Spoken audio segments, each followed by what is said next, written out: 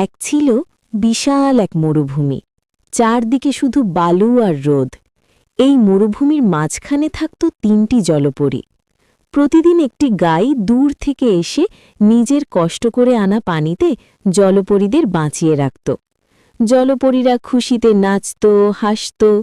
কিন্তু একদিন হঠাৎ ভয়ঙ্কর খরা পড়ল।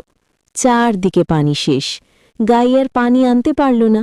জলপরীরা তৃষ্ণায় ছটফট করতে লাগল, চোখে পানি, মুখে কষ্ট। তখন সেই গাই দৌড়ে পাড়ি দিল লম্বা একটি রাস্তা। গাড়ির পাশ দিয়ে দৌড়ে ধুলো উড়িয়ে এক জাদুকরের কাছে গেল। জাদু করে একটি পুরনো কুয়ার গাছ থেকে পানি তুলে নিয়ে এলো। পানি পেয়ে জলপরীরা আবার বেঁচে উঠল। কিন্তু হঠাৎ তারা কাঁদতে শুরু করল। বলল, আমাদের গল্প দেখে এখনো কেউ লাইক দেয়নি, কেউ সাবস্ক্রাইব করেনি।